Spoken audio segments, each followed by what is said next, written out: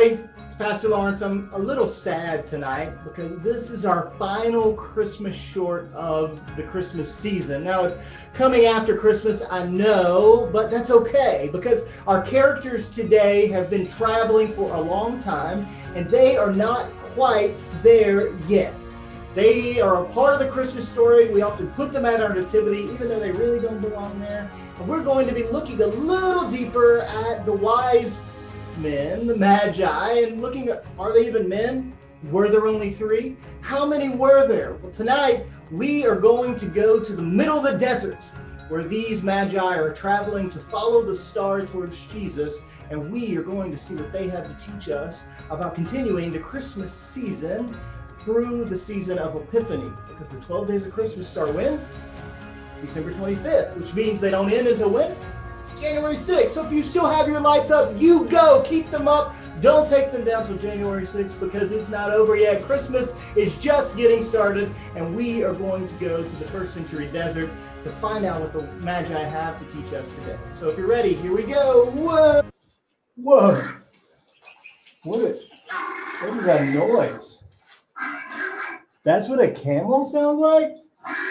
Starting to second guess my alma mater just a tiny bit, but go Camels, will Hunts. Anyway, today we are in the desert. Now, why are we in the desert with these weird sounding camels behind us? Well, we're here because today we are talking about the Magi. Now, how many Magi were there? Go ahead, somebody yell it out. No, that's all right.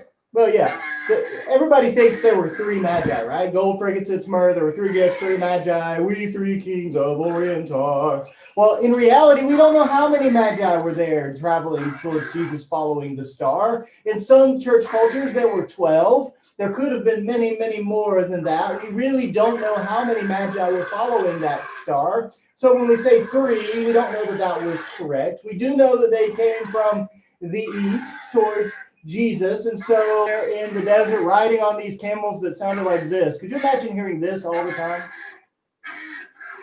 And it's bad enough if you're in the car, right, and somebody's really annoying you trying to sing or do something else, but to have to go on a really long journey hearing this noise, I mean, I think I would get pretty tired of it pretty quickly. But hey, at least they store water, right, so they can keep going and make it all the way to where you need to get to. Well, the Magi, however many of them are, they see this star and they begin to follow it because they are trying to find the king of the old prophecy.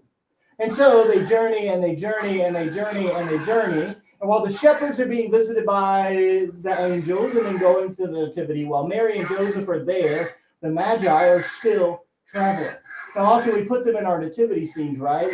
We have the Magi there, but in reality, the Magi likely didn't arrive to visit Jesus and Mary and Joseph until 6 to 9 months after Jesus' birth. It says in the scripture that they went to the house, not to the nativity, not to the manger, they went to the house where Jesus and his parents were. And so they get there, but only after going to see the king of the Jews. Now, at that time, it wasn't Jesus, it was Herod. And so they go to Herod and they say, yo, Herod, we were following that star. We're looking for the king of the Jews. And all of Herod's like helper people are like, Herod's kind of crazy. Are you sure that's what you want to say? And anyway, they're like, but we're looking for him. You know where he's at? And Herod's like, I tell you what, you go find him. It says maybe Bethlehem, Nazareth, somewhere. You go find him and then you come back and tell me because I want to take the baby Jesus, this king of the Jews. I want to take him some gifts too. And the whole time he's got his fingers crossed behind his back because King Herod is king of the Jews and he doesn't want anybody else. He was kind of crazy. He lived in a big palace up on the top of a hill because he didn't want anyone to come after him because he was a paranoid guy, right? But the Magi leave and they go and they find Jesus and they find Mary and they find Joseph and they give gold and frankincense and myrrh to the Holy Family. And they go there, and then as they're resting before they get back on these noisy camels and ride back into the desert to go back home, they're warned in a dream, don't go back to Herod and tell him where Jesus is, because Herod is up to no good.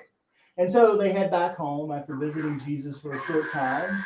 Herod gets pretty mad. The Magi left and didn't tell him, and so then Herod does something, which is try to kill all the firstborn boys in that time, which would have included Jesus, of course. And so Mary, Joseph, and Jesus flee to Egypt. And when they get to Egypt, they hide out there until Herod dies. Now, how did they get there? We don't know. They had some gold, frankincense, and myrrh, right? They could sell that to get to Egypt. So maybe the Magi's long journey gave Mary and Joseph what they needed to keep Jesus safe, because we know Mary and Joseph didn't have a lot of money based on other things that happened in the Christmas and early days of Jesus' story. But that's not what we're going to get to today. The message for this Christmas short this week is the perseverance of these Magi. We know that they keep journeying until they find Jesus. And so, as we wrap up Christmas, as we already have, it's often tempting to put everything back in the box, to forget about the journey towards Christmas anymore. The Magi teach us to keep journeying. Now, their season is called Epiphany. We've been in Advent, and 12 days of Christmas began on December 25th. And now we are in the season of Epiphany, and it lasts till January 6th, which is the day in the church calendar when we believe these loud camels arrive at Jesus' house. So Christmas ain't over yet, y'all. Following after Christ and journeying toward Christ is an everyday of our lives journey. And it's long, and sometimes we may get stuck in the desert where we don't know where we are supposed to go, and sometimes we can't hear anything over the noise of the ruckus that surrounds us. But Jesus calls us to keep moving. The Magi challenge us to keep journeying. And so my challenge for you in this Christmas short, this final one, is to ask yourself, are you still journeying toward Jesus? Are you still on the long road? Or do you want Jesus to give you the answer now?